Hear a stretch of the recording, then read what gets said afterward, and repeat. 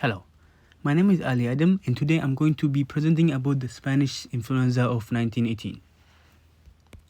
I want to begin with a little bit of a background.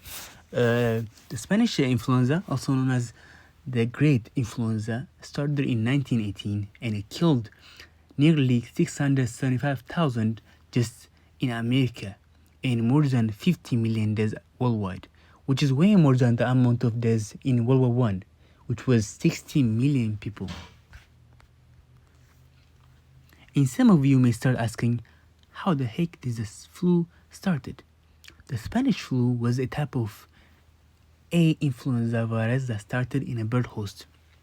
Well, it was mainly from ducks, geese, goose, you name it. Here is an example of a survey report from 1920 that further proves this illness existence.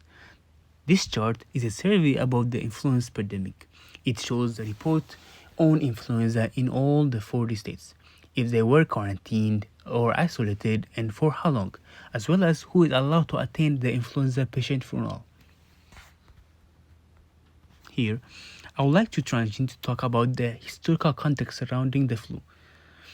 At the time, there was no treatment for such an illness, and since animals lived so close to people, the spread of this disease was more apparent and transmissible. And on top of that, the lack of health care and doctors ducking out in wars, you've got a recipe for disaster here, bruh. The change of the flu in American culture was also impacted, and America became more isolationist and closed off. People became more health conscious and they started adopting habits like washing their hands often and wearing protective masks and gloves. Unlike the heavy backlash that certain diseases like this spread, people were more willing to cooperate and actually take vaccines and adopt preventative measures. The image on the left side is a visual representation of the severity of Spanish influenza.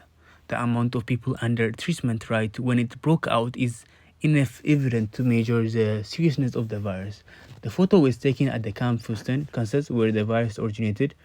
The chance of survival for those who were affected with the virus must have been close to 100% simply because the doctors were not well occupied to treat the patient with absolute certainty. I can draw uncanny comparison between Spanish influenza and COVID-19. Although I did not live through the Spanish influenza, the amount of uncertainty and unforgettable moment I experienced during COVID-19 are very similar to that of those who went through the Spanish influenza. This comparison helped me emphasize with those who survived and lost loved ones to the virus. Lastly, this image provides a visual representation of the state of those affected by the virus and is a very effective reminder of how people past dealt with Spanish influenza. How has America evolved in response to the Spanish flu? America ended up evolving as a result of the Spanish flu in things like stricter protocols and more research in virology, and well-developed vaccine ended up surfacing, which helped to combat COVID-19. And just to add a personal touch to the statistical aspect of this piece, I would like to tell a story of the Pale Rider. From the story of Miranda, it's apparent that she and other people like her were struggling to keep up with the rent and pay for everyday necessities.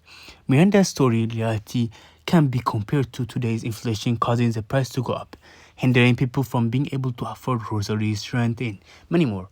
Furthermore, before the outbreak of the Spanish influenza was prominent, Miranda met Adam, a handsome young soldier, and they had begun to keep each other company for a period of 10 days. Adam was on leave due to rumors of a terrible disease spreading to the US soldiers in Europe. This is the first time that the virus was getting spread in Europe. Not long after, Miranda suffers from an illness, which eventually led her getting affected with the virus and almost lost her life. In addition to this, Miranda got to find out terrible news, like sad news, that Adam had passed away with the Spanish influenza, to which she responded with disbelief and believes she should have died instead of Adam.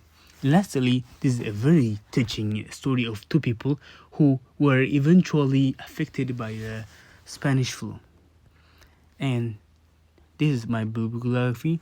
Thank you for listening to me.